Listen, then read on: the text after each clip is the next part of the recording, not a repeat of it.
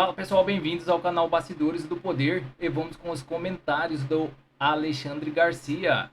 Lula e Flávio não vão aos debates. Fiquem até o final para entender tudo com clareza e vamos deixando os créditos na plataforma para o Alexandre Garcia. E não se esqueça de deixar o seu comentário e de dizer de qual cidade você vê esta matéria, para que possamos saber até onde está chegando a nossa audiência. E já se inscreve, ativa o sino e compartilha este vídeo para que chegue a mais pessoas. Sem mais enrolações, vamos à matéria. Boa tarde.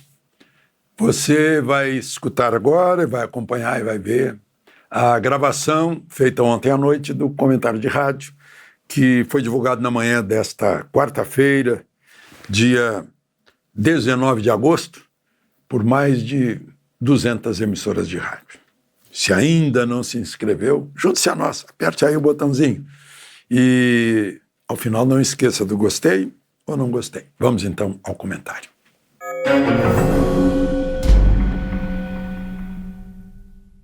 Bom dia. Parece que a gente está vivendo tempos da campanha eleitoral de Bill Clinton versus George W. Bush. O James Carville, se não me engano, era um assessor de Clinton que usava a frase "é a economia, estúpido", que era para mostrar para os eleitores que as coisas estavam mal com o adversário. Hoje tá de bandeja para quem quiser tirar esse governo, né? Veja só aqui. 9,1 milhões, 9 milhões e 100 mil empresas, 9 milhões e 100 mil empresas estão inadimplentes, todo mundo endividado, segundo o Serasa. 82% das famílias estão endividadas. O governo está pagando, eu já mencionei isso, 1 trilhão por ano de juros porque se endividou, porque gasta muito e não presta bons serviços públicos e arrecada muito imposto, né? Então paga 1 trilhão de juros por ano. 1 trilhão, sabe o que significa? De juros, juro é dinheiro posto fora. Significa 2 Petrobras, né? Está com menos demanda, crédito caro e o PIB está voltado para baixo. Começou a cair agora.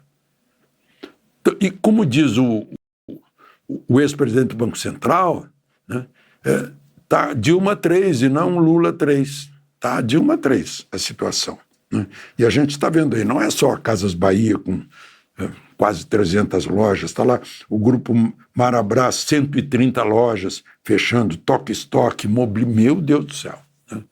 Varejo em crise, porque as pessoas não têm dinheiro para comprar, estão endividadas, né?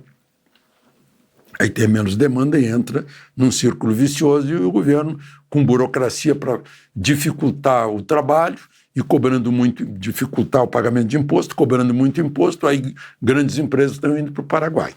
Ou seja, é a economia, né? Bom, eu falei ontem aqui do caso do Maranhão, está pior do que se pensava, né? Começou lá com Dino afastando o presidente do Tribunal de Contas do Estado, o seu Carlos Brandão. Perdão, Carlos Brandão é o tio dele, né? É o sobrinho do governador que é presidente do Tribunal de Contas, foi nomeado Tribunal de Contas. Deixa eu contar para vocês uma coisa. Antônio de Oliveira Salazar foi ditador de Portugal por 36 anos. Ele era solteirão. Tinha uma irmã só. Ele tinha sobrinhos, os nepotes, né? Mas nunca praticou o nepotismo.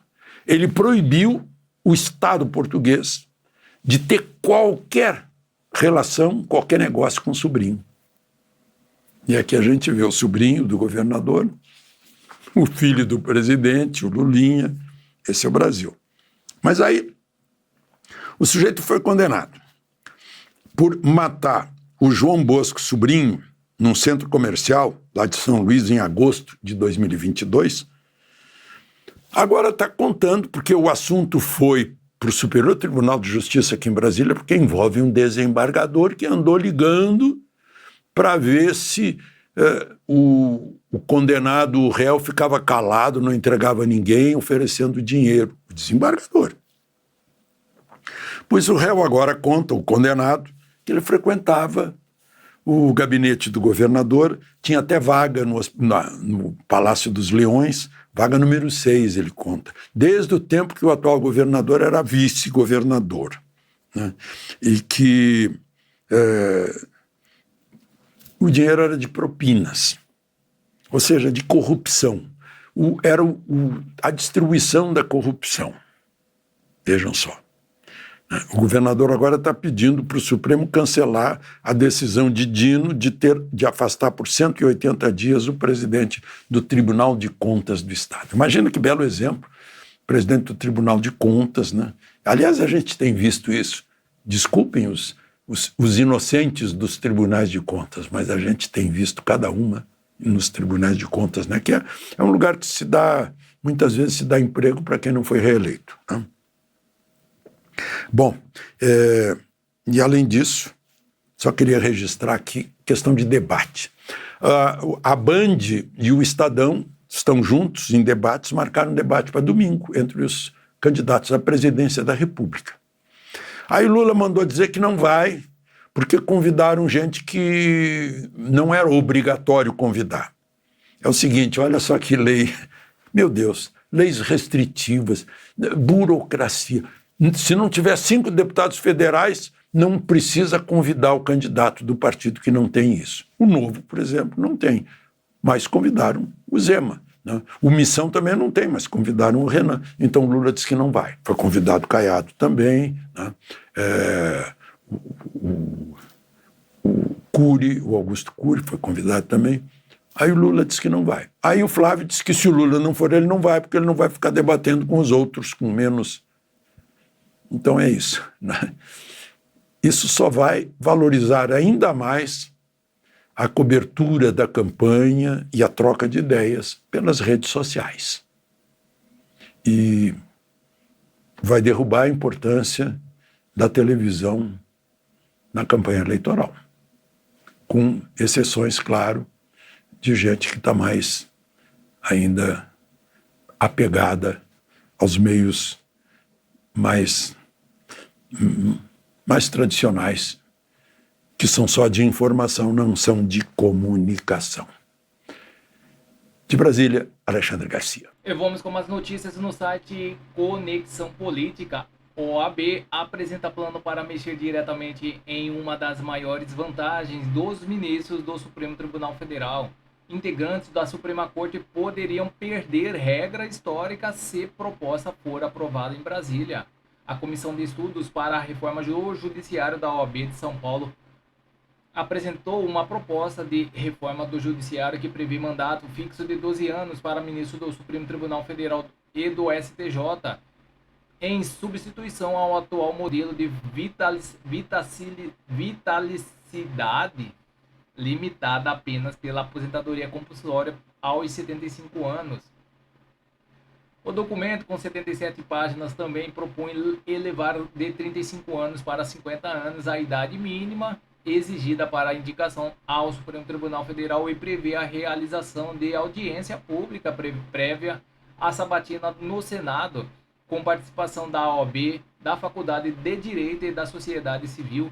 Esse documento é uma contribuição concreta para esse debate, construído com base técnica e independência, afirmou o presidente da OAB de São Paulo, Leonardo Sica. Segundo o texto, a regra do mandato de 12 anos se aplica também à atual composição da Corte, contando com o tempo já cumprido pelos ministros em exercício.